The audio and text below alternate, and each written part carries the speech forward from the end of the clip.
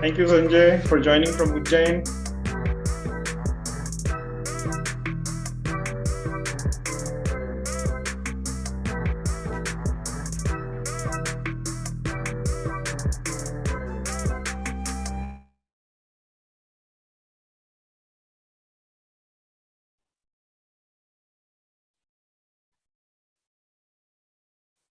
Perfect. The time is 2 o'clock, and we are here for our weekly webinar series that happens every Saturday at 2 o'clock.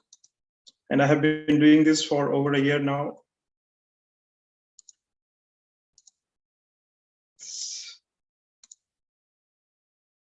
Yeah. So today is a wonderful and very, very special day for me personally because of three main reasons.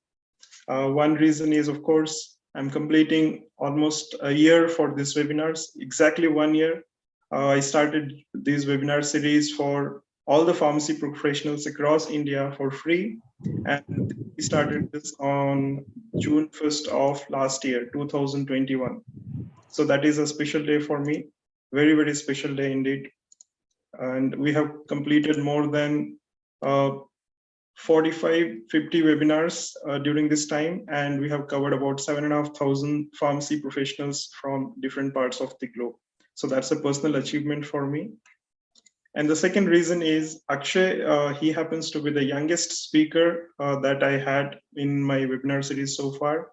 And he is the first ever B.Pharm graduate to study at IIT and AIMS at the same time. So it's a wonderful opportunity for any pharmacy professionals who's looking for a higher education path in IITs and AIMS. So he's gonna unlock that path for all of us and help us understand how we can plan to get into IITs and other research institutions. Okay. So I'm so sorry, I was not sharing the screen, just came to know. So sorry about that. Okay, so that was the second reason why this is special to me. And third reason is I'm conducting this webinar from my bed. Just 3 days back, I had a minor accident and I fractured my leg. I'm in full plaster now. But then because I did not want to break the rhythm of this webinar series, I'm continuing this. And with all your blessings, it is working fine for me. So thank you so much for joining in from different parts of India and helping me conduct this webinar series, which aims to provide a lot of information to pharmacy students and faculty members across India and help them understand different kind of career opportunities that we have in different parts of the institutions and organizations. So that was the reason why this is very special to me, and I'm really thankful for all of you being here in this session. Pooja, thank you for joining in from Hyderabad. Raj Kataria, thank you for joining in from Hyderabad. Thank you so much. Okay, so coming to today's topic, our topic of the day is medical technologies, a new career path for pharmacy professionals. We have with us Akshay Joshi, who has done his B.Pharm just last year, and he has done it from Government College of Pharmacy. He happens to be my youngest speaker so far. All these webinars that I had so far, we had speakers ranging from at least 5 years of experience to 20 years of experience, but he happens to be the youngest one who just entered his master's and is doing his research with both IIT and AIMS. So it's again a proud moment for any pharmacy professional who's looking for any opportunity or master's in IITs and AIMS, which are not conventional for any pharmacy professional. You go to any pharmacy college, they'll say, okay, go and join this college or go abroad or join this job. But this is something unique and different. And Akshay will help us understand what he did and how he did to get into IIT and AIMS together, where he'll be doing part of his work at AIMS and part of his work at IIT. And his project work will be accepted by AIMS and then it will be utilized there. So it's a great opportunity and personal honor for me to host Akshay here. And I want to understand, and on behalf of all the participants who are there with me, we want to understand as to how he did this and what other pharmacy professionals can do to get into this kind of career path. So I welcome Akshay to this session, and Akshay, the session is all yours, and I just hope that we'll get into and learn more about all these things. Thank you so much for being with us. Thanks a lot for Dr. Manoj sir for giving me this opportunity. My pleasure, Akshay. My pleasure. I hope my screen is visible. Yeah, it's visible. The only thing is you can just drag it, that black part on the side, and then so that we can see it clearly. Is it okay? It looks fine. Yeah. Okay. Before we start our session, I would like to know about audience for today. Will you please type in a chat box, or will you please let me know what is your backgrounds, or what education you are doing currently? Like you're doing PG, UG, or just completed, or you're working in industry? Just an overview so that I can plan my. Yes, audience, please help Akshay understand what is your background. So Rajat says B Farm final year. Rajat, I know personally, he is from Bangalore. Okay, great. Raj, let me know from where you are and what you are doing. Raj is from Hyderabad. He's doing M-Farm. Oh, great. Yeah. So we have some from PharmD, and some of the faculty members are also watching us on YouTube. Jani is doing final year PharmD. Raj is doing pharmacology M-Farm. Neha is B-Farm final year. Ainul is from Mumbai. He's doing M-Farm. Guru Subramania is final year B-Farm from Bangalore. Priya is M-Farm. Dr. Mehna is working as a clinical pharmacist, oncology specialty in Chennai. Sushil Thakur, B-Farm final year. Rupali final year B-Farm. So we have a variety of audience. Yeah. And I'm sure it will be an exciting session for all of us. That's really great to see. We have a lot of diverse background people like B-Farm, M-Farm, PharmD as well. And they are from all parts of India. Thank you all for joining this webinar. Akshay, sorry. Please remove all these Zoom notifications so that I'll keep on helping you in the background, because it shows as a black patch on the screen. Okay, so now is it fine? Now it is fine. On the top also there is one, right? So you can either drag it or remove it. Yes. Okay. On the top of the screen, you can just drag it on the side. Yeah, that's okay. Perfect. Okay. Looks so fine. Just we'll begin our session now. Yeah, so I will be speaking on topic medical technologies, a new career path for pharmacy professionals. I completed my so I thank you personally, Dr. Manoj Kumar sir, for giving me this opportunity for this webinar. So I will be covering topics of introduction, importance of pharmacy, 3 Ws, what, why, who for medical technology, overview of medtech, and its correlation to pharmacy. Starting from my own journey, actually I was a student with PCMB group at 12th. So I was pretty interested into physics and chemistry as well, but I was having biology and mathematics both. So then after completing my NEET and JEE exams, I was thinking what options to be choose.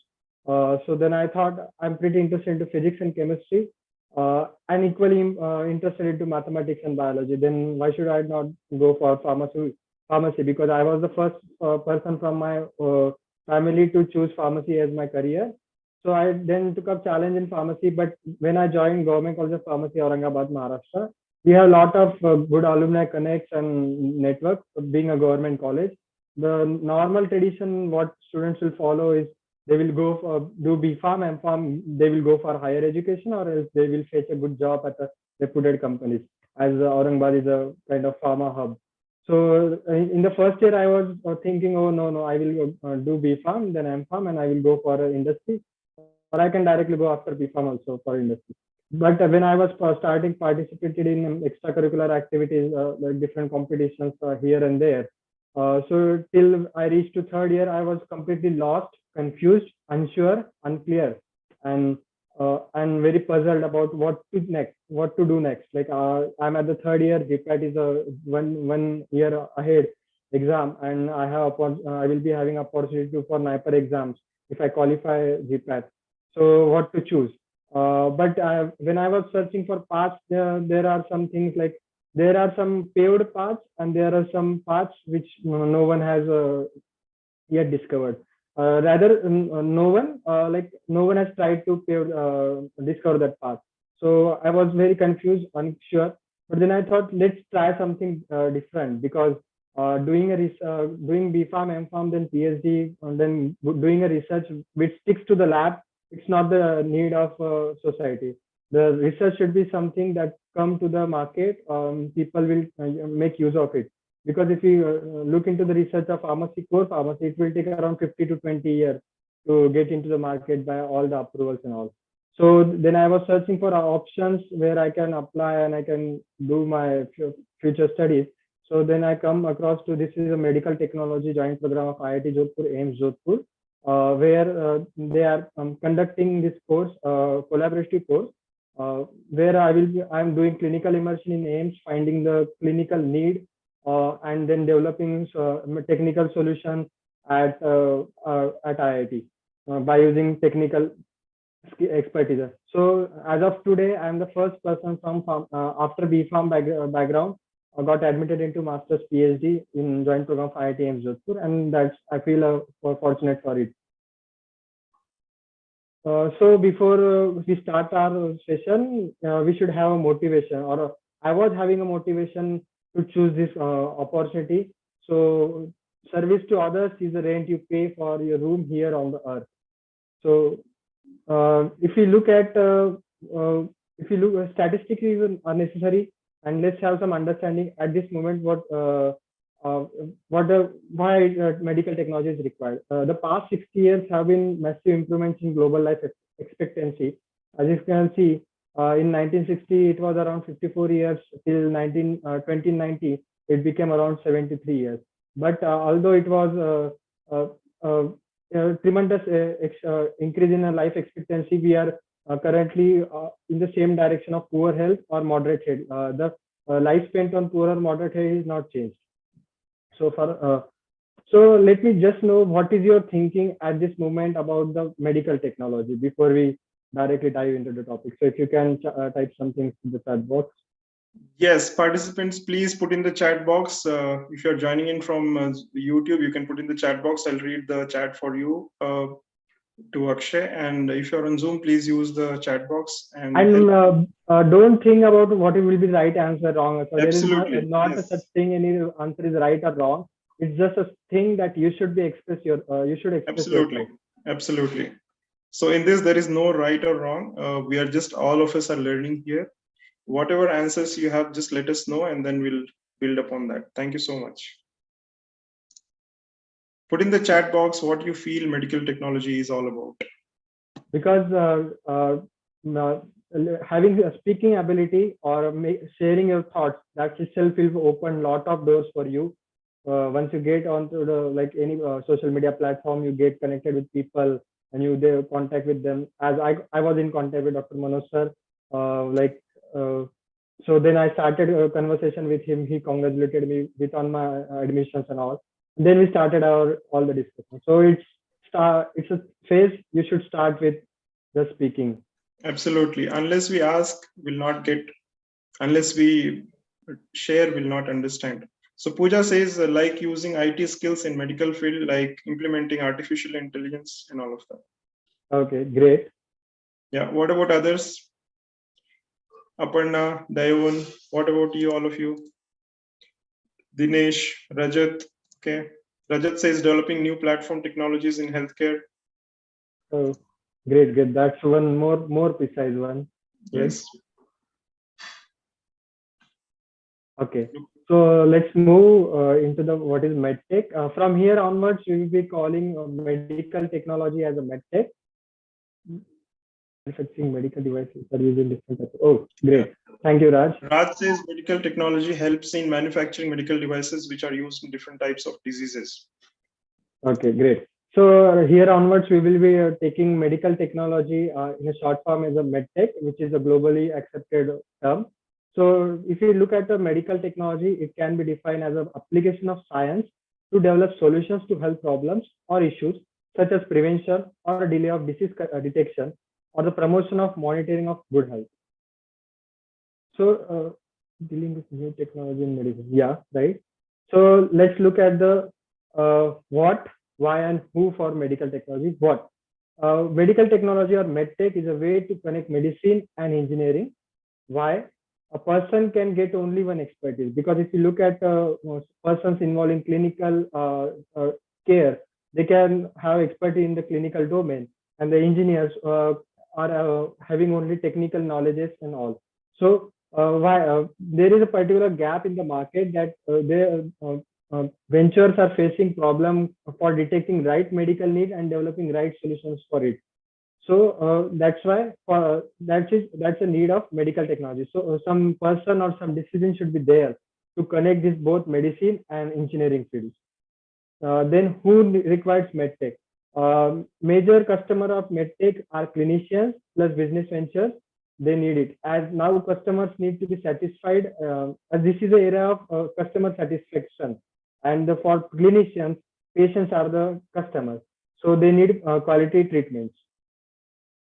So if you look at the patient monitor, if you look at what gives the patient care, monitoring and or prevention, diagnosis and treatment, this all combinedly gives to kind of patient care ultimately. There are 5 major categories of medical or health related technologies. Diagnostics technology that identifies disease and other conditions for treatment, or palliation, that is relief of symptoms and suffering caused by life-threatening diseases.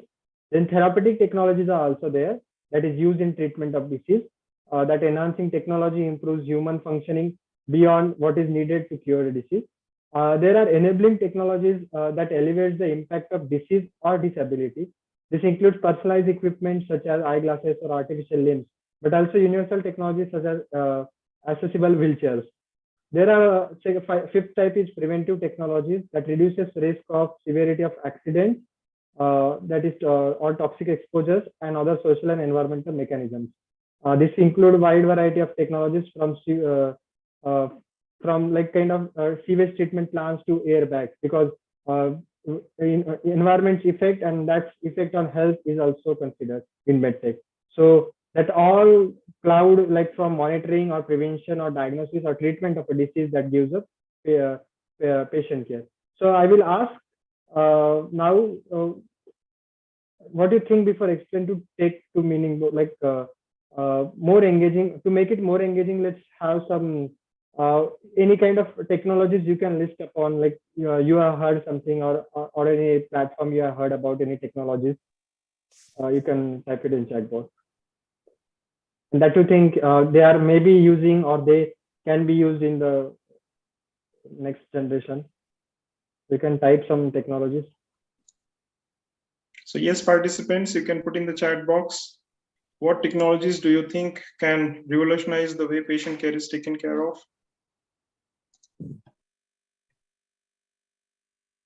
Or if you want to talk, please raise your virtual hand on Zoom. I'll unmute you.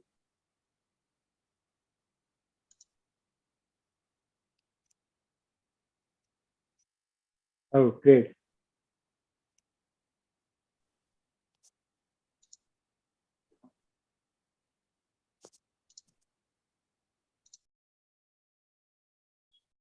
Online consultation. Sadia says online consultation. And that's really great. We are having people from all the disciplines like BPharm, MPharm, from industry, from academia. Great to see. So I must say all of the participants are on the kind of right track to what are the technologies you are using. So let's go to the technologies. Actually, all my participants are lifelong learners. They have been learning a lot.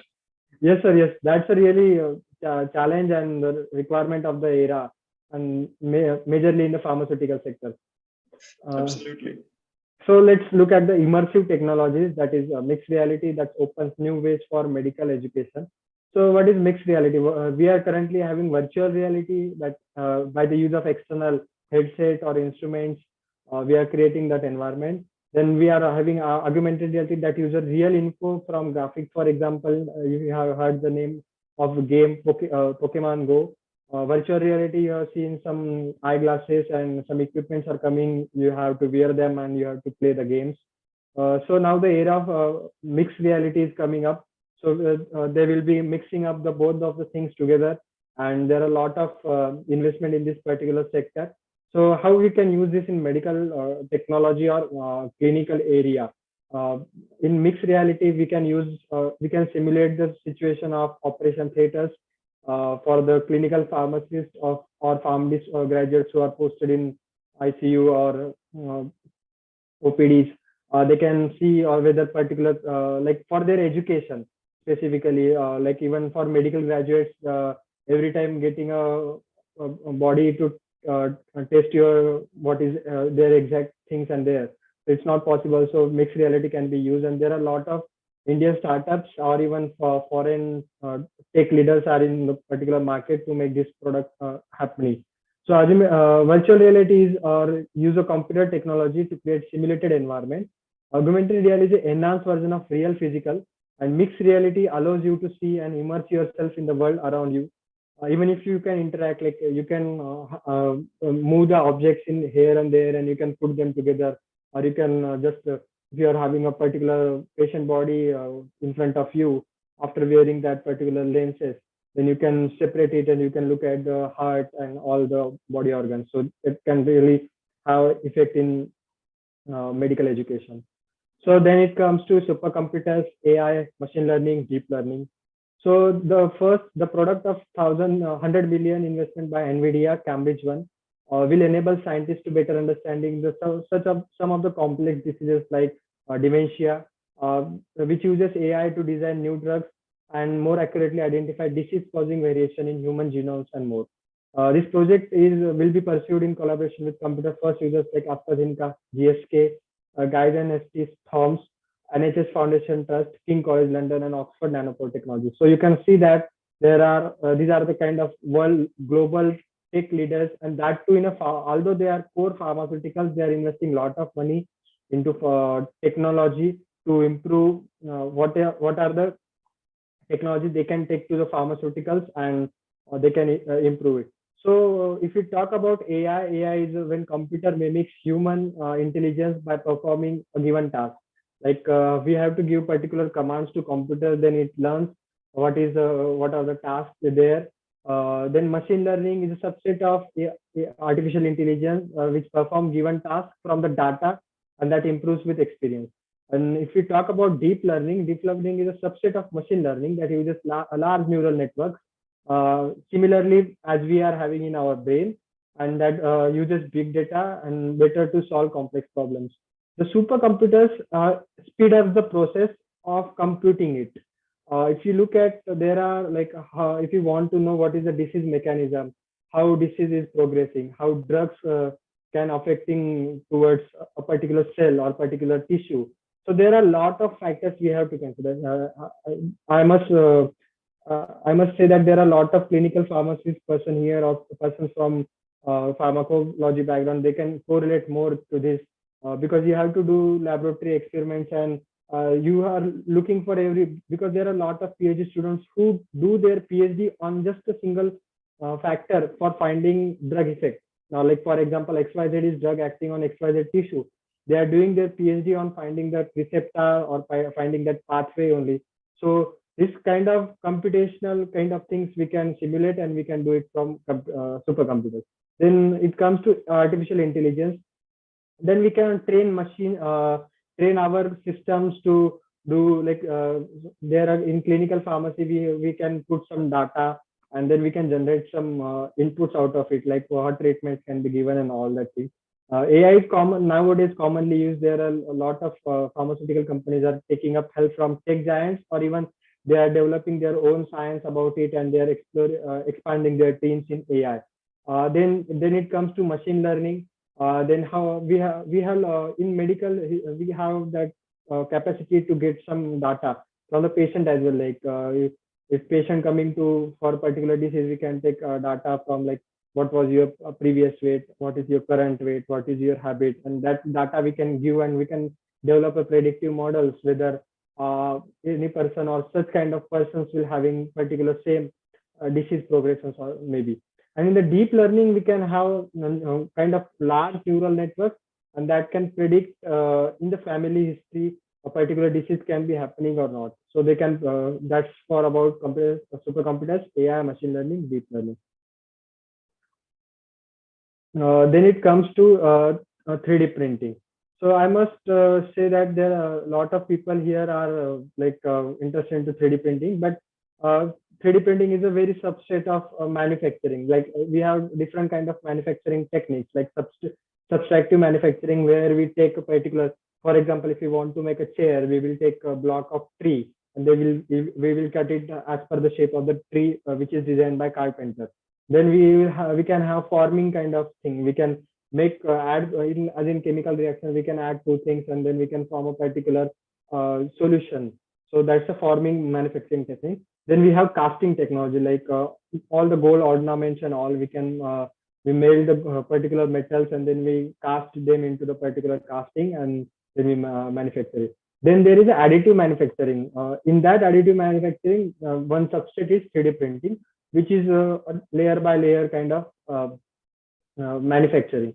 The first drug printed out with a 3D printer was approved by FDA in 2015, and it was Piratum levetiracetam drug, uh, which is anti-epileptic drug and the first and only 3D printing pharmaceutical received FDA approved in the 2015. So you can see in the figure, I have tried to put some figures of 3D printed kind of capsules. We can say the manufacturing technologies, that's the future. We can see like maybe down the lines 15 years or 20 years, if all the FDA approach and all that things can go wrong in the right way, then definitely we can have this 3D printer packaging technology and all. So, or we can manufacture. There are a lot of people all around the globe working in the domain of making body parts as per the need of patient samples. Like if any person is having a particular bone dislocated or any particular, so why we can't take it? So it will be having bioprinting component to it. But in 3D printing, not only this technique, but there are mechanical components as well of this machine as well, are very interesting to see, like how it takes a particular sample, then how we have to first make a diagram or a shape in our computer system. Then we have to convert it into particular readable format that can be given to a 3D printer. There are a lot of ranges of 3D printer available, like small scale to large scale, depending upon its shape. And one of the most kind of important use of 3D printer is we can print anything, depending upon the your material suitability and like what is the dimension you are required. For example, if you are having a particular 3D printer with 30 centimeter by not 30 centimeter, 30 by 30, like it's 30 meter in length, 30 meter in height, and 30 meter in weight. Then you can print any object of the same dimensions, but just only you need to have the particular right material for it and its design. Then that design you should have to make into a particular format known as a .stl file. Then that we give command to the printer. Then printer takes the raw material. There are different techniques in 3D printer as well. So they will do that for operations, and they will made that object by layer operating it. And then we have to do some final processing on it, like we can use some UV lights for it or some cutting equipments are there. So that's a really exciting field one can think upon. So now just look at the sensor technology. Everyone knows about the sensor. For even the system currently which I'm using is having sensors for microphone or even in headset, or even our mobile phone are having biometrics sensors, our camera sensor, motion sensor, gesture sensor. There are a lot of sensors. So why should we not think of applying that sensors towards the pharmaceutical or in medical or clinical or engineering things? All over the globe, lot of work is going on. So people are making some kind of carbon nanotubes, aligning them on a platform. So some may be on random. They use some external force to align it in a right particular direction. Then sensors are for to detect a particular enzyme. We can have sensors for detecting enzyme as well. We can have sensors to detect antibodies. We can have sensors in aptamers, and we can have sensors for making ion selective membranes. Like in pharmacology, we study most of the GPCR proteins. So what if someone wants to make that proteins virtual in the laboratory? They can make sensor for it, like uh, by using particular external effort, how we can act upon it. So if one person is interested into making sensors, then it's really great sector you can think upon in the medical technology domain, where these sensors can be used as biomedicine and health. Physical activity monitoring, you must have seen people using an Apple Watch. Although they are costly, there are some other versions which are affordable to Indian populations available. But the features you want, the more you want, you have to pay for the sensors, because you can track your daily, even the sweat you have lost, the calories, all the steps, and all lot of things to be discovered. And they are getting upgraded, and you are getting access of all the readings of all these things on your mobile phone as well. Uh, okay. Then environmental monitoring, that also come under medical technology, because we are having pharmaceuticals who are involved in synthesis technology. Okay, I will take the questions at the last. So just have your questions ready and keep it them in chat box. I will take the questions in the last. Okay. So Absolutely. One more point of note for all the participants. Please ask questions relevant to medical technologies, number one. Number two, if any of your pharmacy students, or you are a pharmacy student looking out to plan your career in IIT or AIMS or similar institutions, then you can ask such questions to Akshay. For medical writing, clinical research, and all of that, you can reconnect with me at the later stage. We'll discuss later. So let's keep the questions relevant to the topic. That will help us to focus more on the topics. And for rest of the other topics, we can always discuss later. So thank you so much for understanding. Yeah. So like in environmental monitoring, we are having manufacturing plants which release some gases. So for that also we can have sensors. For food safety and quality control, now this is the one of the biggest challenge in India. Like street food is getting boom again, COVID. So we must have food safety and control sensors as well. So now let's move to the telesurgeries via 5G network. So now we are moving towards, there are a lot of testings of 5G in all of Indian parts are also taking place. So the era will be telesurgery via 5G networks, because we can't afford any doctor, but which was from Indian origin, who is working in a foreign university or foreign medical college to visit to India for particular surgeries. So these are a lot of medical institutes are having now contracts with all doctors all over the globe to call them to India for making surgeries for over a week of period of 1 month and so. So, but now people are moving towards the era of telesurgeries via 5G network, where we can have a patient lying in the particular operation theater, where we can have 3D HD high video streaming systems, audio streams, where vital signs and haptic feedback data. Due to 5G networks, the delay of transferring information will be minimal. And at the master console, the scientist or that particular clinician, surgeon will be sitting, and it is manipulating controls and giving some audio stream to the teleoperator there to have work. So telesurgery is also one of the exciting area. Currently, we are having Da Vinci systems in India, which is costing around 10 crores. That is a robotic surgery. Must have heard. A lot of government and private hospitals now are having it. So people are using it in India as well. So now it comes to rehabilitation. Akshay, before you go to the next this slide, please go to the previous slide. I have something for my participants. So Okay. For this slide, participants, there is wonderful organization here in Bangalore, which is working for ICU technology. So you can check out their website called Cloud Physician. Okay, they are connecting all these ICUs together and also training doctors on technology, right? And they can connect different ICUs and real time monitor the patients. They have a lot of case studies and content on their websites. Check out; it will give you a lot of perspectives to you. Similarly, we can have a lot of things for pharmacy professionals as well. All we need to just explore and utilize the technology in that domain. right? So unless we start thinking, we really won't be able to implement. So please start thinking and think as to how a technology can be utilized for our own benefit and for the benefit of patients at large, because patients are key to the operation of entire healthcare system. If there is no patient, there is no healthcare system. As Yes, simple as that. yes. Okay. So thank you, Akshay. Please continue. Okay. I would like to add a point like in telesurgeries, there are a lot of opportunities for pharmacy students. Like they can develop, or they can, if anyone is having interest into that kind of technological aspect, he can take higher education into that domain, and they can definitely join with this kind of organization. Okay. So next we'll move to rehabilitation. What are some type of rehabilitative technology? Like rehabilitative technologies are techniques help people to recover or improve functions after injury or illness.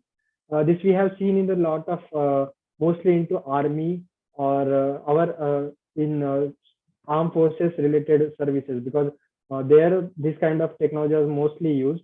And even normal people get accidents and all. They require some help to gain their functionality again. So robotics is also another field where if someone is interested into it. So specialized robots help people to regain their improved function in arms or legs after a stroke also. So there are kind of virtual reality games are also available into rehabilitation domain, where you can develop that particular games and try to make that patient use that games, and inside them what are the kind of activities they can do. There are transcranial magnetic simulations as well. So there are impulses pass through your skull and to stimulate your brain when some people are brain dead or kind of thing. We can try these technologies and out to help them. In motion analysis for sports, we can have a motion analysis like for persons who are involved in sports, they want to know how I'm running or how I'm doing this activity, how I can increase my stamina and all this technology. The representative photograph showing is one of the rehabilitative technology. There are a lot of physiotherapy center where pharmacy students can definitely help them for making their views apart, like helping them what are the rehabilitation technologies they can use.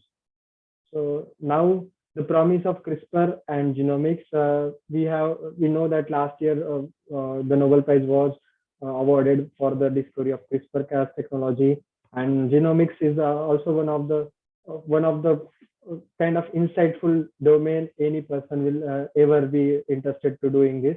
For the CRISPR technologies in medical technologies, we can detect a particular disease functionality, like how disease is happening. There are a lot of genetic disorders. We can manipulate it. That itself it takes towards the domain of kind of personalized medicine or personalized therapy by using genomics and CRISPR. So we can see there are ocular diseases, rhinitis like pigmentosa, then proliferative retinopathy. These are different hematological diseases are there, immunological diseases are there. In medical technology, we can develop some tools for it, and by using this promising tools like CRISPR, we can have gene manipulation and all that.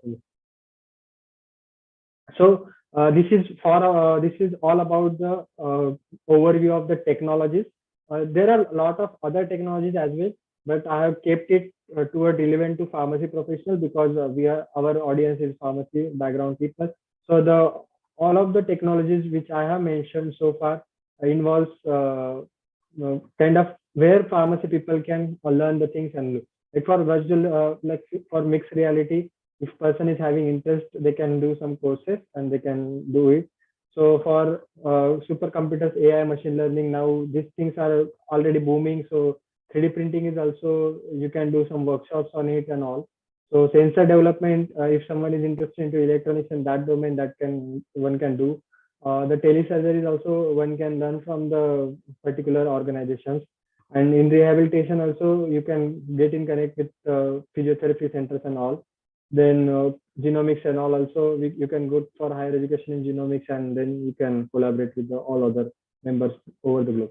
So this is a kind of diagram or overview shown by IQVIA, one of the leading uh, uh, industry in our pharmacy domain. They have seen this kind of patient behavior during COVID-19 times. Like There were digital therapeutics that were delivered through softwares or for selected conditions. There were consumer wearables which people were using. There were some connected biometric devices which track the vitals, including oxygen saturations and all. There were smartphone cameras where you can take skin picture and you can detect whether you are having a particular skin cancer or not. Their clinical trial tools are also there. You can have kind of conversation in audio visual mode with your clinical trial object, and you can get some data. There are in vitro connected virtual assistants are also there, like Alexa, and we can see. There are telemedicine and virtual physician visits can be done, like for example, Practo.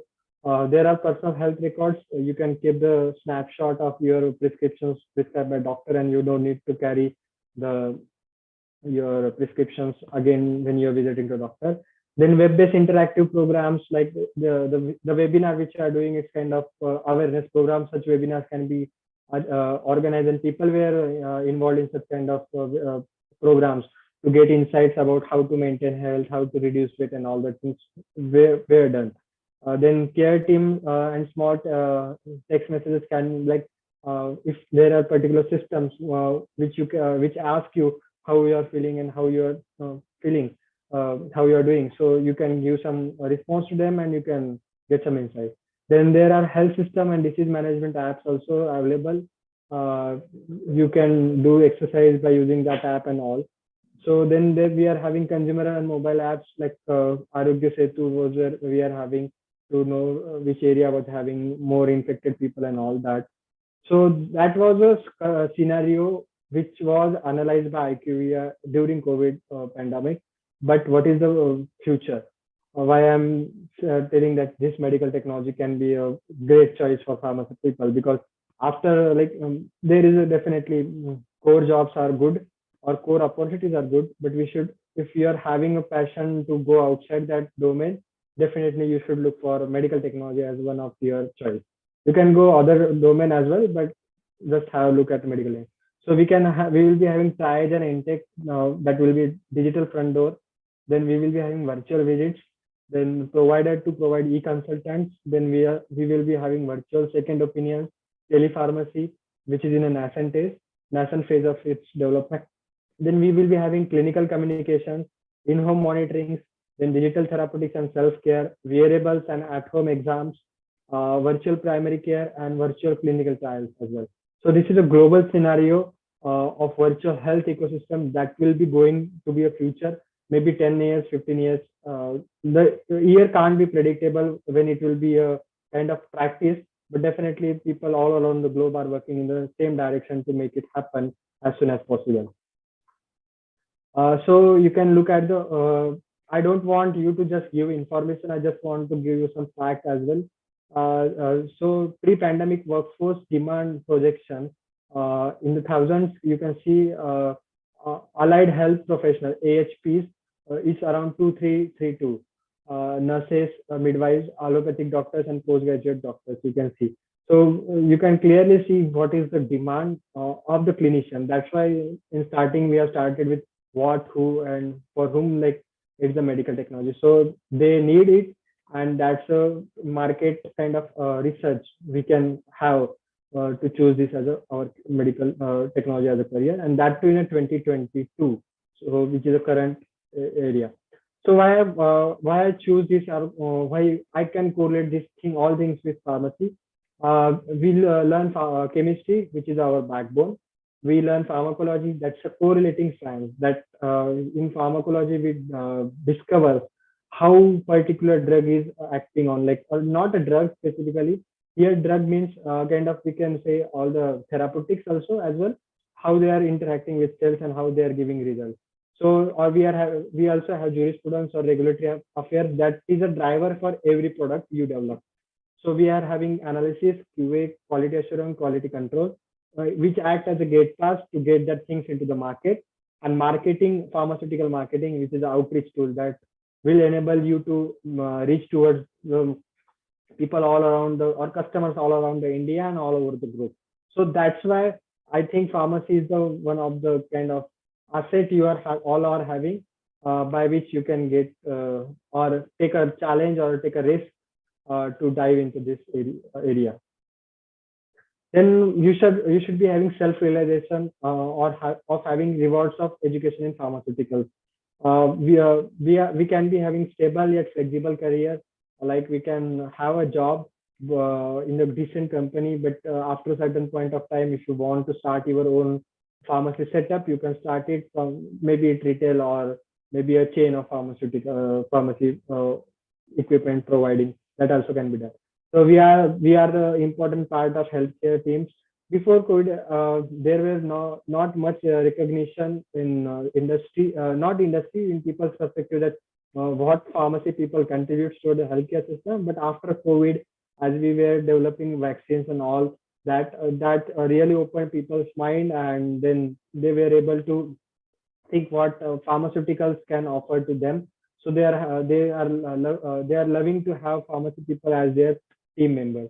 So we can have diverse career opportunities, that we can go for higher educations like M.Pharm, PhD in pharmacy, or we can, after B.Pharm, we can do some clinical trial courses, and we can go into PV, like PV, and all other opportunities allied to that. After M.Pharm also, we can go for industry core jobs like production, manufacturing, R&D, and pharmacy is a growing industry. Even if diseases like the food is itself will be a great industry. So food and drugs, so that will be another industry. Also, we are having nutraceuticals as well. So what is required to step out? So what I was having, not I was not having at my first year of B.Pharm, but what I developed during my fourth year, till I reached my fourth year. So I should maybe having self-realization, or even person anyone wants to do anything, you should be having self-realization. Even if you are doing M.Pharm, why I'm doing for M.Pharm and why I'm doing in a particular branch. So you must be having self-realization.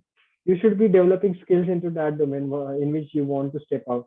Must be having adaptability, flexibility. And if you're stepping into new domain, like as I stepped out, so I must be having try, fail, and learn mindset.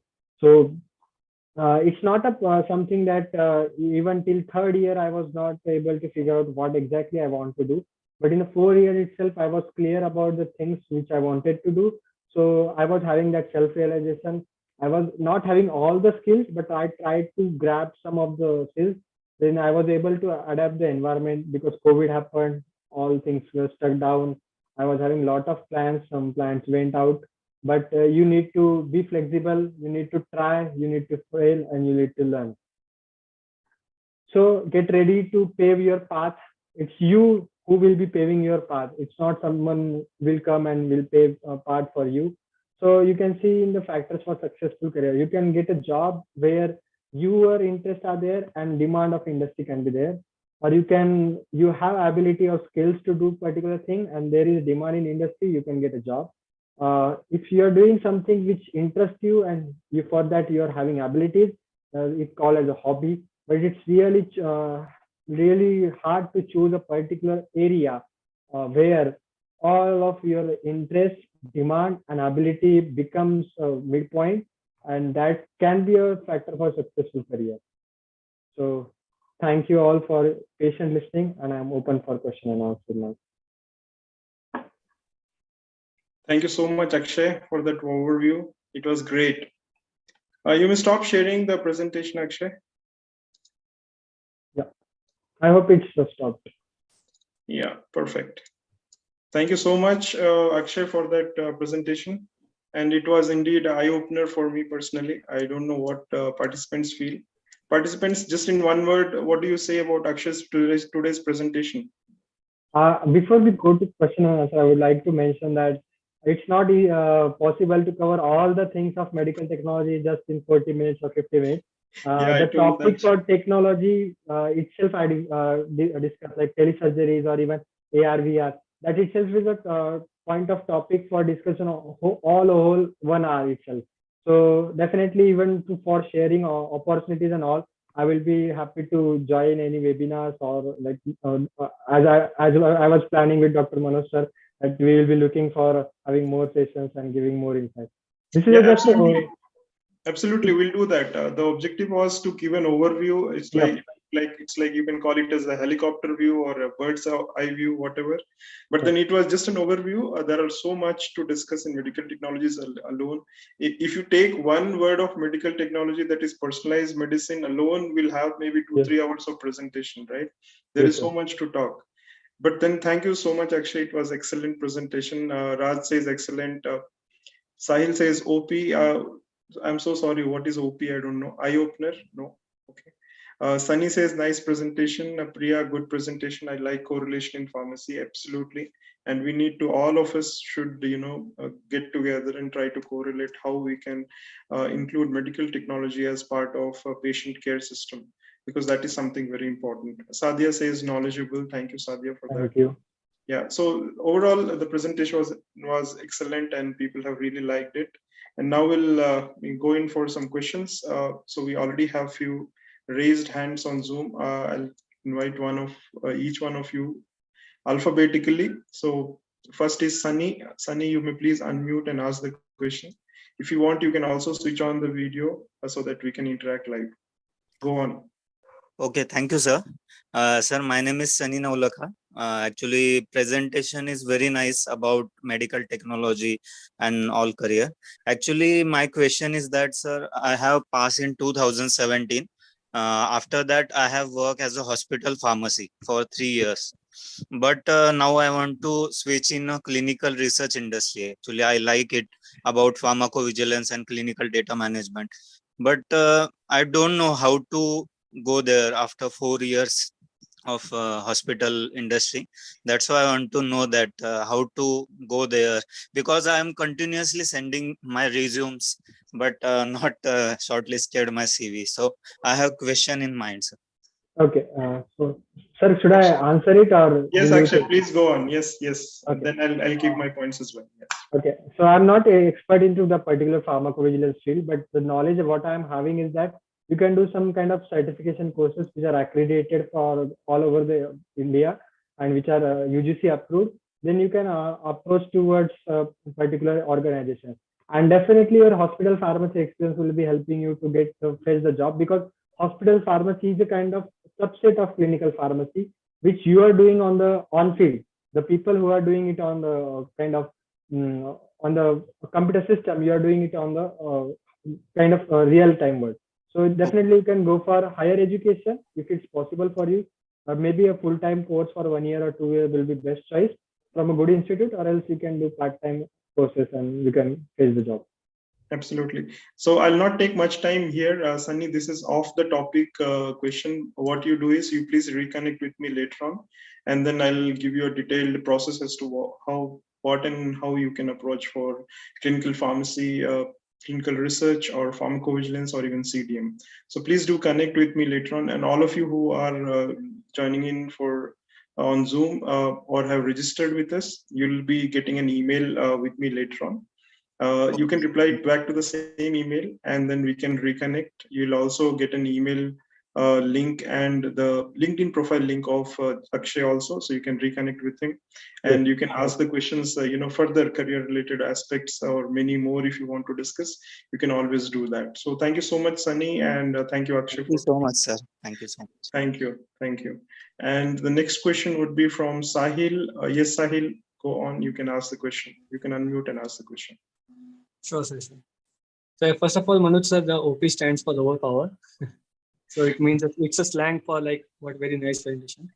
Okay. And Joshi sir, I have a question. Like, correct me sir if I am wrong, but the online consulting app which are currently available in market are not so popular.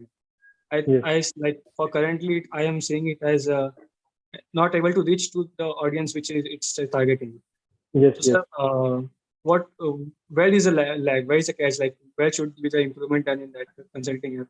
May I like to know? Okay, so online consultation platforms should be having FDA approval. Like in India as well, we are not having that much solid rules and regulations for medical devices. We just passed the new regulations for medical devices. So this medical technology or these kind of domains are kind of iterating itself. So it will be developing. So maybe we can expect in maybe next 5 years, we'll be having strong guidelines all over the globe and all over the India for approving all the kind of apps and all. Because if you are interacting online or over app, you need some integrity, data privacy. There are a lot of issues when it comes to virtual platforms. So definitely there are a lot of technical experts sitting in the government head offices, and they are definitely working upon it. You may not be feeling that they are not working or something like they are not doing anything. You can write them an email and you can send it, because nowadays government has opened its door for all of the suggestions. Even they share their kind of pre-releases of the orders that they share. You can go to it and you can put your comments, and they will take that into account. But definitely it will take time for online consultation to be kind of practiced. Yeah, thank you, Sahil, for asking that, and Akshay, thank you for adding. I'd like to add few points to that. There are few, not few, I'll say in Bangalore alone, if you consider there are about 30 plus apps which are used for teleconsultation, and I'm sure all over India, if you count, it will be more than 200 plus. The major challenge that I have seen on these apps is, number one, it is not user friendly. Number two, it is not hyper local. So when I say hyper local, the users, if I have to go for the remotest part of India, the user is always expecting something in his or her own language. He just wants two-step process to connect to a doctor, and he doesn't want multiple number of registrations, multiple amount of payments, and multiple number of connections to happen, because he's already suffering. He is already suffering from pain. Like if you can take my condition for example, I'm on bed for the past 3 days, and if I have to connect on a teleconsultation app now, probably I would look for say 1 or 2 step consultation. If it does not happen, it is a useless system for me. And for me, I can understand 4 or 5 languages. I can read 4 or 5 languages. It is perfectly fine. But for 90% of the users, they are not conversant in English. They won't understand every single aspect of English terms. Okay. And number three is there is no effort taken by these companies to create awareness about the app and the technology at large. Okay. They want is to advertise to the patient should pay the money, and then they'll take the process of first let them provide the service and then take the payment. That becomes much more easier according to me. And there is no app at this point of time which is a total service driven app. And like for example, if you consider my situation right now, wherever I'm sitting in Bangalore, if I have to take say 10-kilometer radius from my place wherever I'm right now, I'll have at least 2 to 3 lakh patients suffering from different conditions. I'm saying 2 to 3 lakh patients. I'm not even considering the whole India situation. I'm talking only from the place where I'm sitting right now at my home, right? So 2 to 3 lakh patients in just 10 kilometers radius, the patients can be suffering from diabetes, hypertension, or cancer, or there are so many other diseases, right? So imagine if I can create a technology and can target only these patients who are just in 10-kilometer radius from my place. Even if say 5% or 10% of the patients are able to utilize the technology, I don't have to do any other business for sure, right?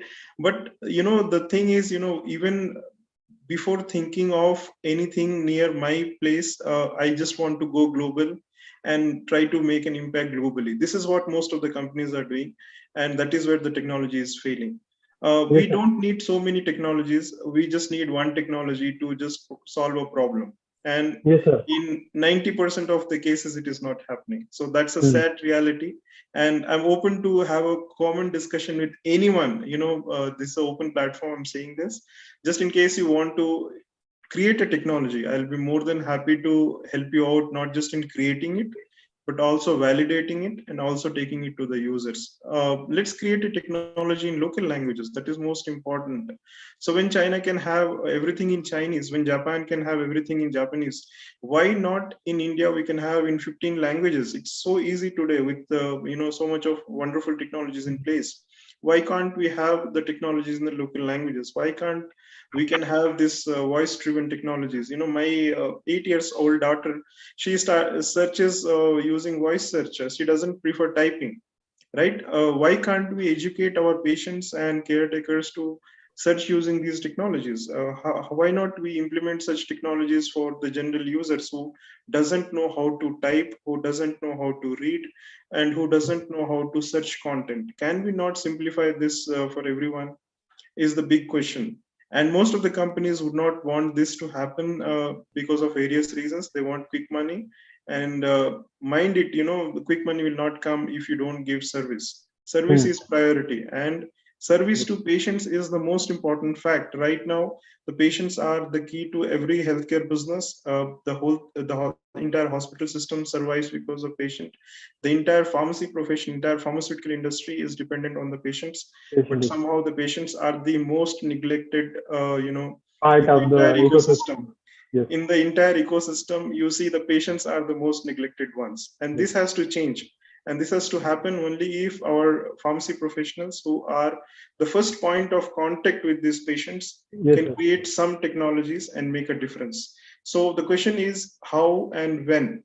The time is now, and how is the later part, right? First, we have to see when.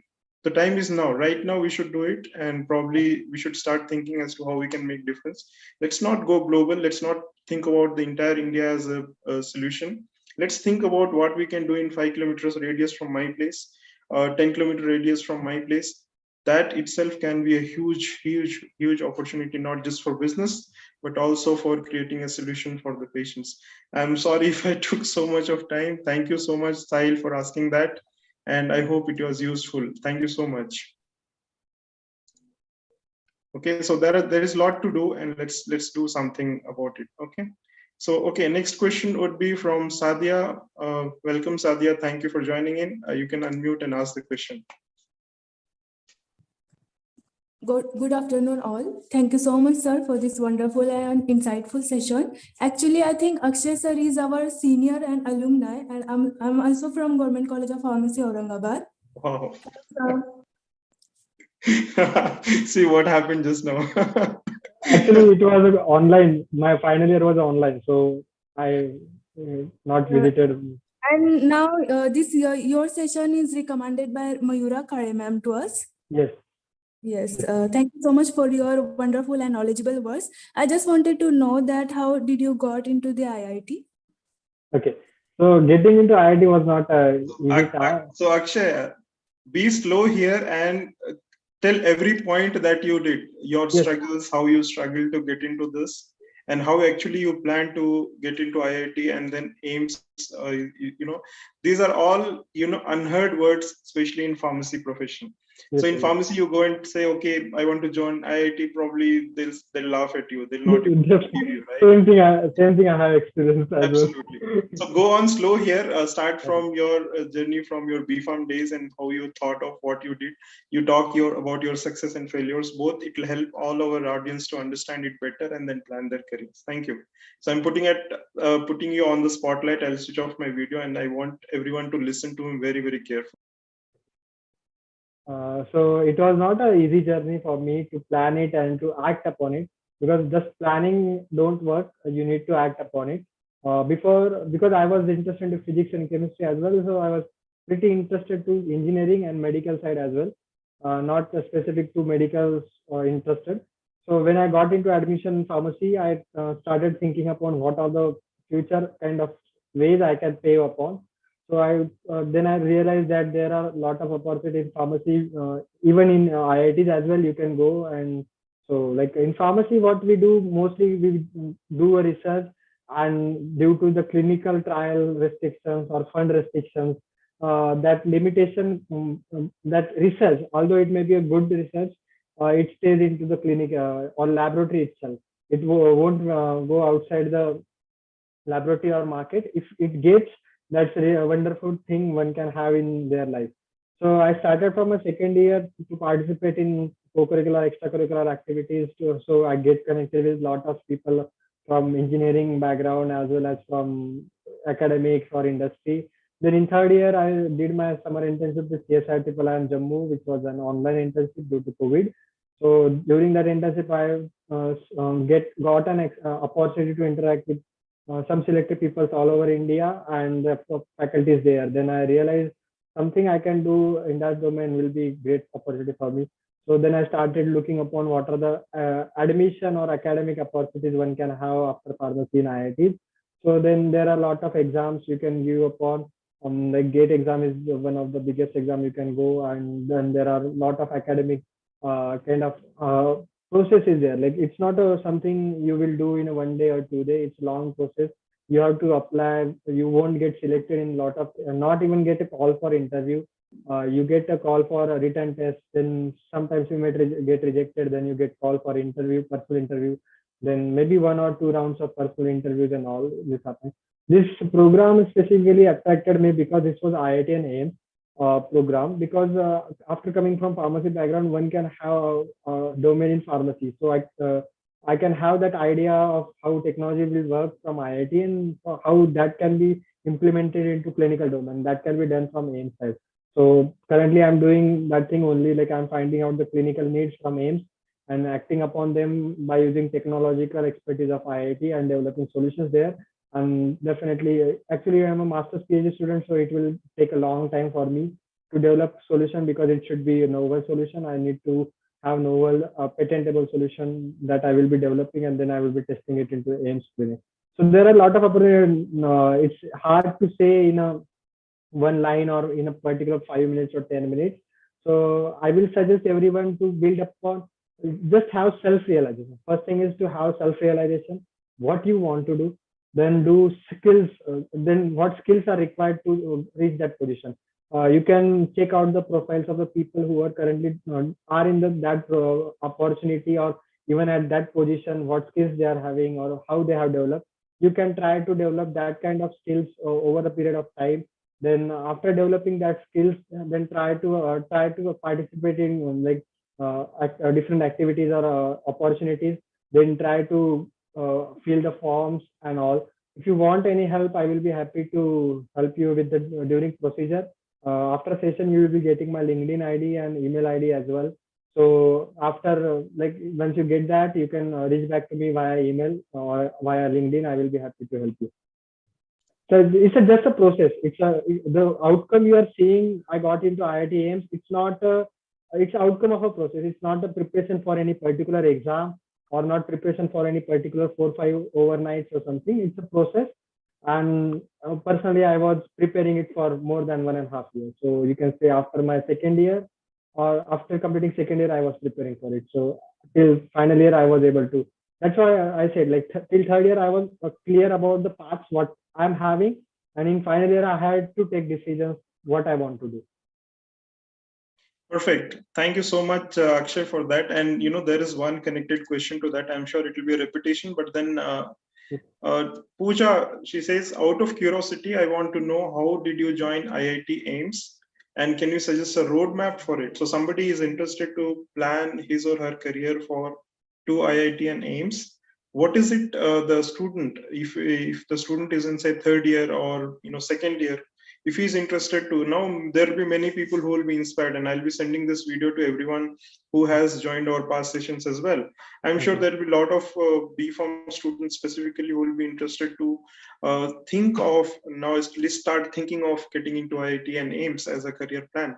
So what is your 2 or 3 step process suggestion to them, and what they can do about it? Okay, just first have self-realization. Just be clear about what you want. Goals. No one will able set to the goals. set the goal. Not even goal, just set a kind of particular place you want to reach. Because goals I personally believe goals should be small goals should be fixed, but long-term goals should be kind of goal you can take it ahead. Not like I got an admission. Getting an admission is not a big deal. Completing that course, getting into market and delivering it to patient, that's the ultimate goal what someone can have. My primary aim was to get into admission. So now I got an admission. Now I'm making or building my profile there, making my skills. So I can reach my kind of ultimate goal, to serve the people or to serve the community. So let's have the self-realization. There, it's not definitely, as you will be stepping out into the new environment or new platform, you have to be kind of flexible, adaptable, stubborn. You should be able to take risk, because the risk which I have taken, because if I have to come back to pharmacy, even that's not a possible, because there will be a lot of pharma people will be having poor knowledge than me. But I'm completely to be frank, from last 1 year, I have not touched upon anything of the pharmacy, what is the formulation, what is the ecology, and all that things. Not a single thing I was able to, because I stepped into new domain. I have to learn new things. I was doing electrical engineering courses, computer science courses, so all the things were different. So there is not a such a roadmap. That's why if you are able to recall the slide which I was showing, it was having paths only, two paths, and I choose the path which I wanted to create. So it's better to create your own path rather following or taking a roadmap. Like it's okay to have some set goals or any inspiration, but don't try to copy them. Try, because every person will be different one. Because I got admission in government college, so my aim was to do M.Pharm. But some people or some students enroll in private college, his aim may be different, like to get a job and to get or I want to, because my parents have paid 5 lakh rupees or 2 lakh rupees, I want to get a good decent salary job. His aim may be different. So just have self-realization, develop skills, and just try, learn, and like be ready to fail, because it's not something that you will try it once a time and you will be succeeded. I should not say that, but because I had a lot of failures in life, but even in during the admission procedure. But I tried upon like let's see what happens. Let's see what happens. My even I qualified in hyper also. Then that time also I was thinking like my rank was not pretty good to get into particular branch which I wanted to. But I was thinking, no, it was a try. I did my best, but okay, I have another thing. So I learned from it what mistakes I did, and I'm implementing those right now. Perfect. That was So nice. Thank you. It's better if you build your own roadmap, because you will have your own like you want road should be one way, two way, two lane, four lane. That will be your own choice. So, I think it's better to have a one-way road, then it will be much clearer, right? If it is a two-way, then there is always a possibility of diversion. no, sir, not a diversion, but they can start from like that's why, because after failing they can start from a start, or even not only they need to go to start, they can have one divider in between and they can start from a particular path. So that's why I said. So build a road that is convenient to you. Yeah. As per your needs, have self-realization and build that road. Absolutely. Yeah, perfect. So thank you so much for that. I don't see any other questions. So participants, if you have any other questions, just let me know. And then we'll have one more question. And we have already overshot the time. Sir, I think there is a question in chat box. Okay. What is that? What advantages a patient has by consuming a 3D printed drug? Okay, I missed that. Yes. Okay, correct. so that's a great question. Like, because FDA approved 3D printed one of the drugs, so but the future of 3D printed drugs is far away from patients to be consuming it. 3D printed is just only drug which will be having responses. It may have different components or different compartments. You can have different drugs in a particular single tablet, so that can be like to avoid different medication at a single time. So the advantages as such, there will be advantages, but 3D printing, I think it will have more applications in medical equipments or medical or surgical equipments or that kind of thing. Rather it will going be more for a personalized perspective, more for personalized perspective, and that's for instrumental perspective. That won't be particular drugs as such, because for drug you will be requiring reagent or like pre item to make that drug into 3D printed structure. So I don't think 3D printed drug will be a kind of booming market. Definitely 3D printed medical devices and surgical equipment will be a booming market soon. Absolutely. Thank you for that. So next question is from Dinesh. Dinesh, go on. You can unmute and ask. Good afternoon, sir. I am audible? Yes. Yeah, you are audible. You are not visible though. You are audible. Now you are visible also. Good to see you, Dinesh. Thank you. Dinesh is our regular participant. He has not missed any webinars. Okay, great. First of all, I would like to congratulate Manas sir for completing the 1 year for such a session. It is our first anniversary, like. Yeah, it's like an anniversary. And secondly, salute to your work, Manoj sir, because instead of having injury plaster, you are conducting this session from your bed. And thanks to Akshay sir for giving us such insightful session. Sir, I completed my bachelor from Vichon Pharmacy College, Aurangabad, same city. And currently I am pursuing my master M.Pharm pharmacology from Central University of South Bihar. I would like to, as a pharmacologist, is there any opportunity in this field? Because during the listening this session, I think this is just like science fiction movie. All things are new. It is reality, sir. This is my personal view, sir. Because previously I did not hear about all these things and this technology. Okay. I just think like all the engineering people guys are looking in this field as a pharmacist who are just doing patient counseling and medicine related work.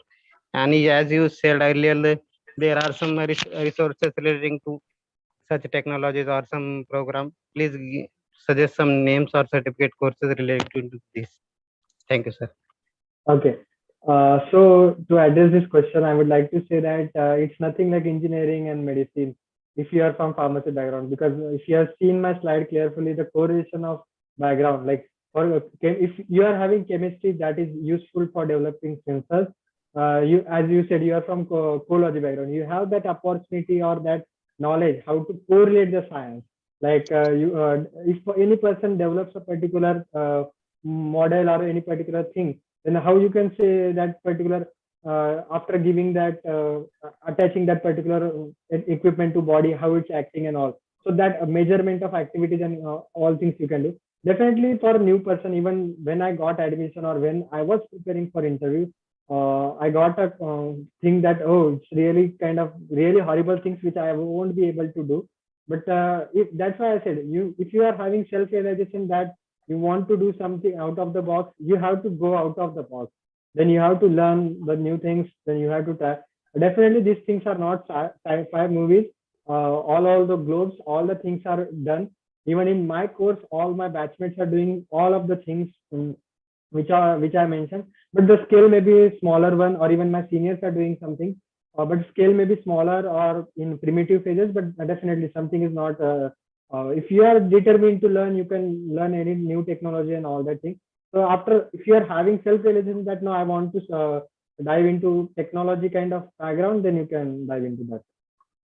Absolutely. I hope I answered you. If you are having any particular query or if you want detailed detection, Dinesh will reconnect with you. Don't worry about him. I know him very well. He'll reconnect with you. He'll ask you a lot of doubts. Yeah, okay. I can assure you.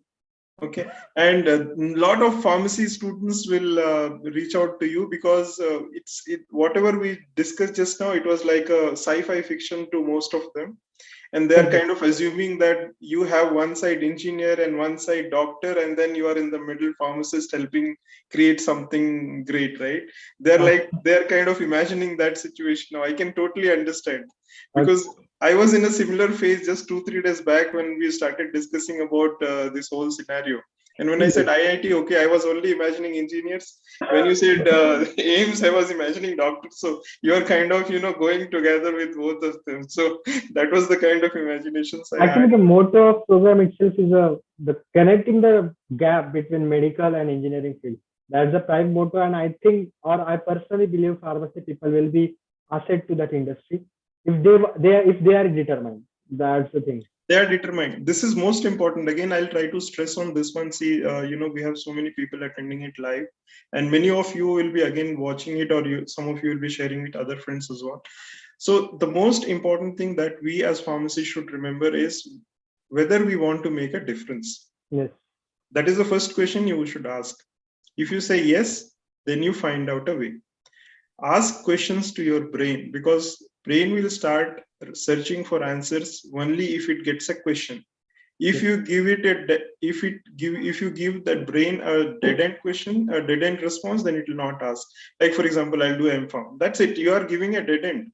You are giving a suggestion that you are going to M.Pharm. That's it. But if you ask that, okay, what should I do after B.Pharm? Shall I get into IIC? Shall I get into IIT? Shall I get into AIMS? Then you are giving options to the brain, and then you start searching for the solutions, right?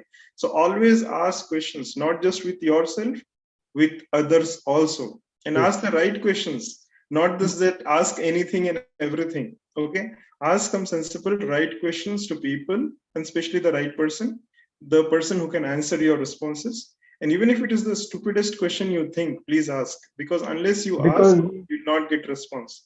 yes, and the Akshay. one question you may feel a silly, it not may not be a silly question.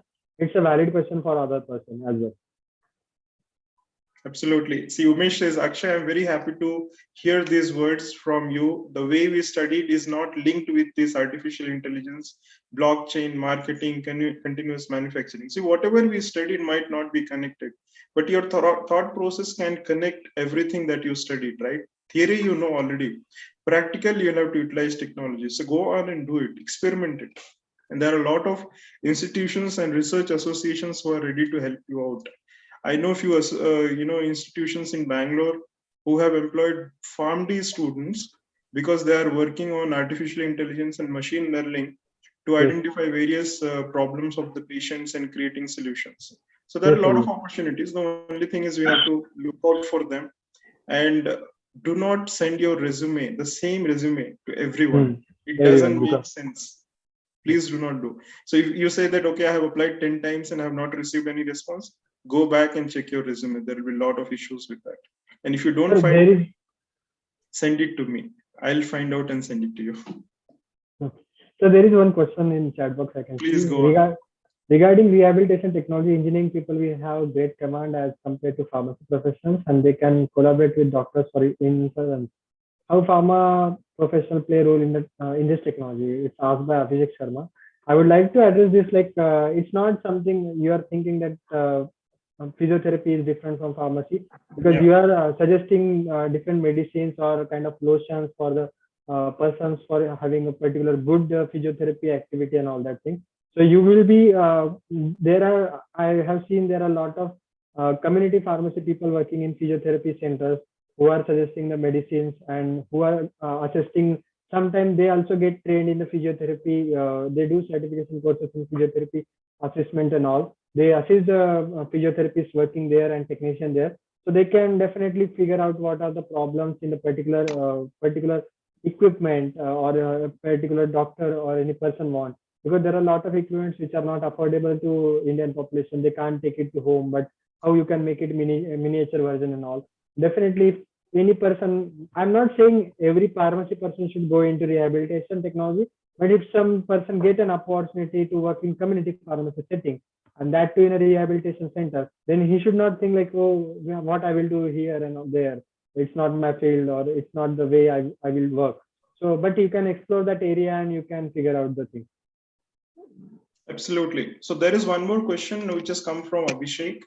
He says, using machine learning in pharmacy, what kind of solutions can it be provided? Okay. So machine learning can be used in many ways, like for drug discovery and all that application. You can see that the people who are working in CAD/CAM or drug discovery software, they are mostly from biochemistry background in current scenario. But if pharma piece, because it's our core domain, like after B.Pharm we are doing M.Pharm, that's our core domain. So if we can do some courses in that area and we can try to collaborate with teams, definitely you can fetch a job in drug discovery field and all. So because we will be having lot of libraries of the molecules, then but for finding hit molecule, lead molecule, you will be having lot of work to be done. But you can apply machine learning approaches to it. There are foreign companies who are working into it. So that's what you have to figure out what you want to do. Definitely you can do.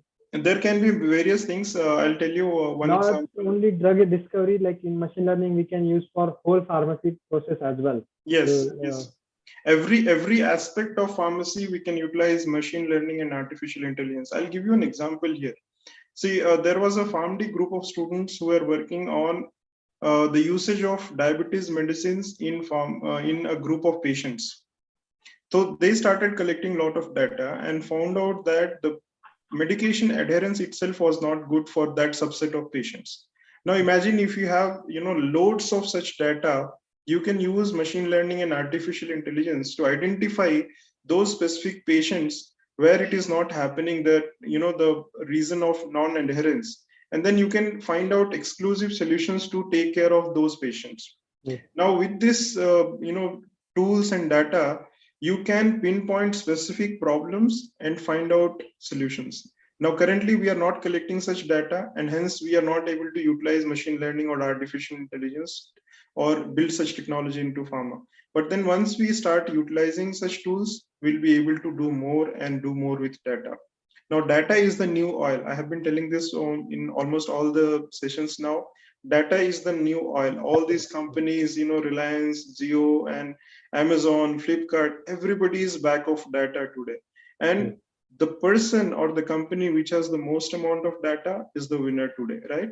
Yes. Imagine in pharmacy, in hospital pharmacy, in community pharmacy settings, we are not able to utilize the loads of data that we have in our files. We have been utilizing these data only for putting in the shelves and only for auditing purpose. We have not utilized that for patient care or improvising the quality of life of patients and the pharmacy professionals. Imagine once we start utilizing this data. Now, for example, consider us retail pharmacy. This guy will be collecting the data of so many thousands of patients who come and take the medicines. Imagine you utilize artificial intelligence there and start identifying the patients, which medicine is moving fast, what kind of patients are coming in. He can stock the inventory accordingly. He can market his products accordingly with the help of data. Now, data can do so many things. The only thing is we have to identify the key objective of utilizing that data. And somehow we are very, very bad at it. Okay. So I would like to just mention that Please. all of the technologies are itself in a one area you can work upon. Everyone have to figure out which technology will fascinate me or I will be able to contribute or work into that domain. It's not like that I am the kind of first person only into this domain, but definitely in this structured program, definitely I am the first person. I'm happy to share that. But there are a lot of pharmacy people who, after spending 10 years in pharmaceutical, they are shifting their backgrounds towards this domain. So it's just a matter of fact that you have to step out. You have to be connected with the like-minded people. As the students who are attending this webinar or faculties or any industry person, if they want to do anything and they want any support from technical aspects or something, they can definitely connect with me on LinkedIn or email. We'll be happy to help them to plan their project as well and how to take it to market as well. Yeah, we'll do that. Actually, I think patient adherence is something which is a hot topic for most of the PharmD and clinical pharmacy students. Let's plan some short projects which these guys can do. And also, we can think of, nowadays, a lot of colleges have started giving projects to B.Pharm students. So can we have some projects related to use of technology for these students? It will kind of diversify the projects in one hand and provide a lot of opportunities, learning opportunities for both the students and the faculty members, because this will be not exposed at the college level, right? Imagine our faculty members do not get exposed to these kind of sessions and they do not get aware about this kind of knowledges, right? They do not know about this. So if we can connect and collaborate, maybe you can start with your own college and I can then connect with my college, and then all these participants who are there, they can reach out to you to connect to their college.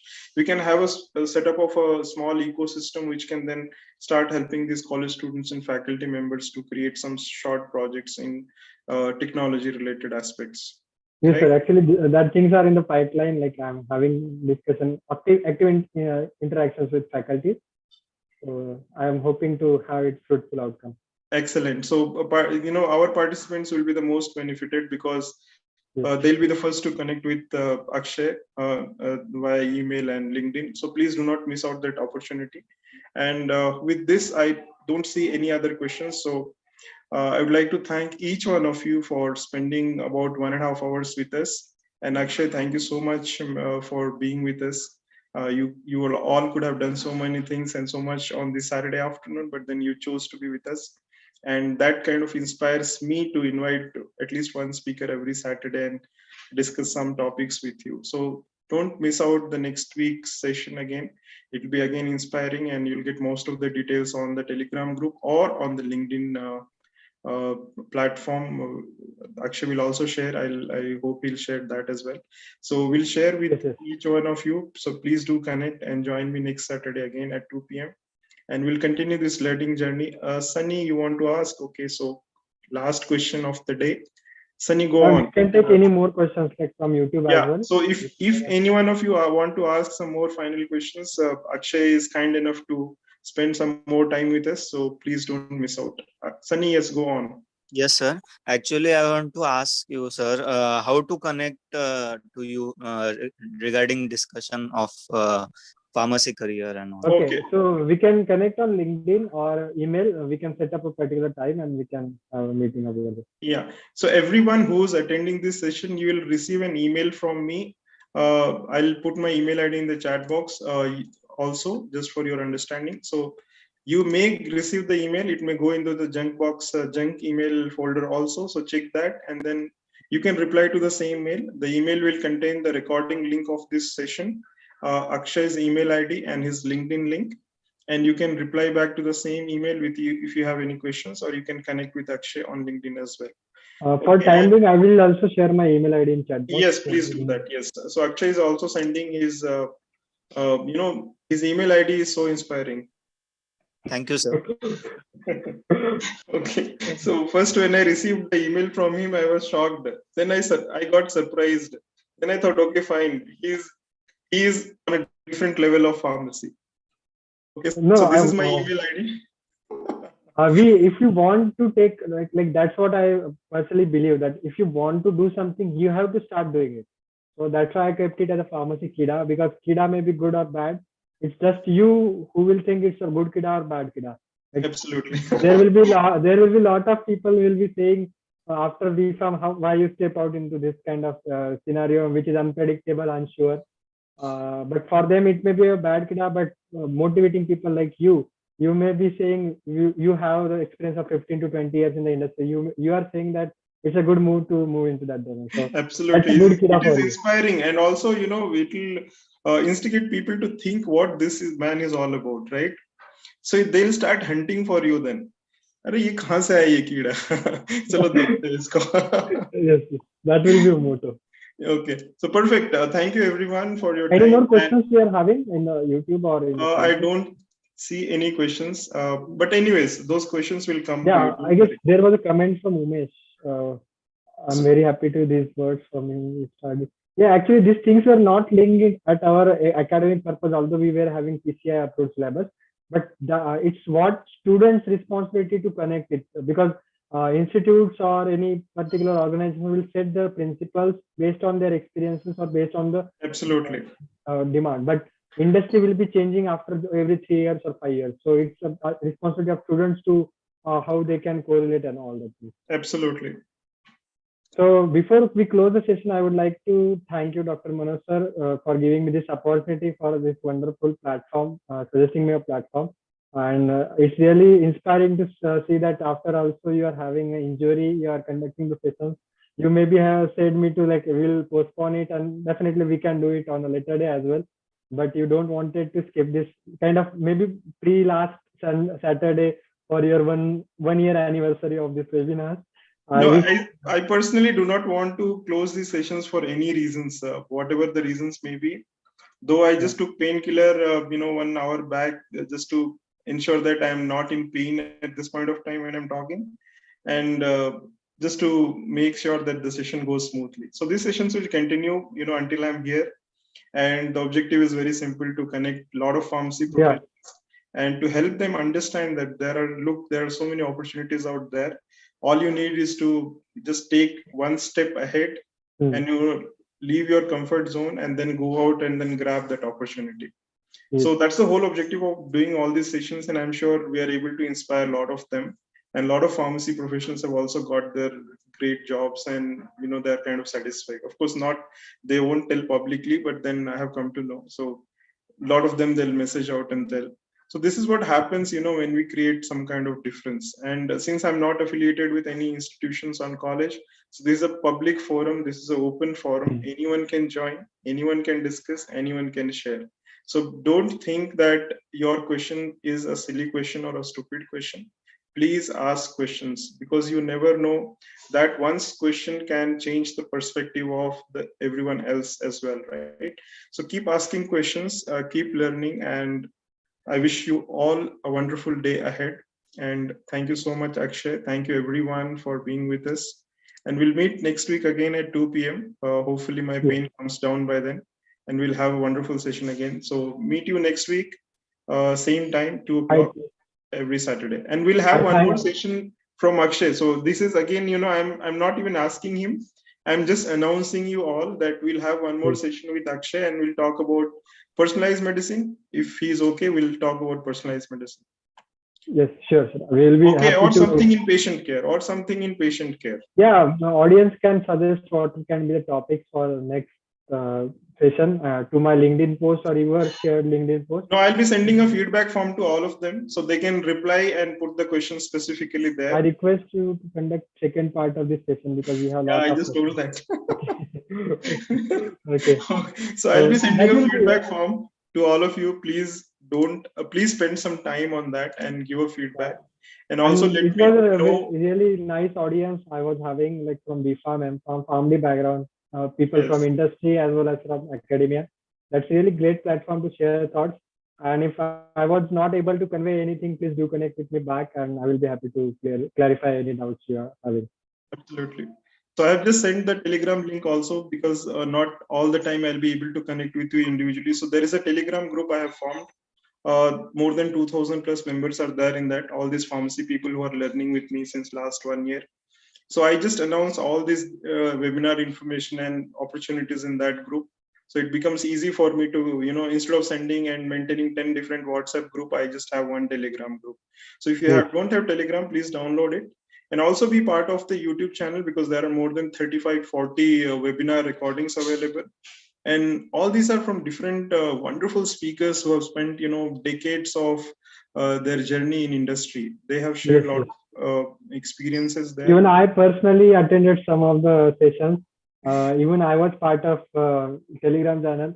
But it's really good to see like attending a session and giving a session with the same person. It's really an inspiration or a satisfaction for me. But I was able to gain some knowledge from these webinars, and I was able to put it up in my... Absolutely. Pleasure is mine, Akshay. Thank you so much. And I invite all the participants also, if they want to speak on any specific topic, please don't hesitate. You just let me know. All of you are connected with me. So just send an email to me or WhatsApp me or Telegram me or LinkedIn me, whatever. And then you select one topic which you feel can inspire others or share your knowledge with others, because sharing knowledge is the best thing that we can do. And sharing practical knowledge is even better than that, right? So what we are doing here is we are trying to share practical knowledge which really works in the industry and in our professional journey. So thank you so much, everyone. And please provide feedback, and you'll be receiving an email, say by tomorrow, with all the details. And do connect with Akshay on LinkedIn. And if you are not connected, you can also connect with me. That would be perfect. So thank you so much. And I wish you all a wonderful day ahead. And with this, we'll close the session. I thank every one of you. Thank you so much for spending more than 1.5 hours with us today. Thank you so much. Thank you. Thanks a lot. Thank you, wonderful, for this opportunity, and thank you for audience for being patient and listening to me and my thoughts. Have a nice day, sir. Thank and you. I wish you get well soon. Thank you. Thank you so much. Thank you, Akshay, Asma, Ainul, Dinesh, Guru Subramania, Pooja, Rajat, Sadhya, Sahil, Sanjay, Sunny, and about 5 of them watching on YouTube as well. Thank you so much, everyone, for it. Thank you so much. Thank you. We will meet again next week at 2 p.m. sharp Saturday. Thank you. Yep, sure. Thank you. So I'm closing the session. You can all enjoy.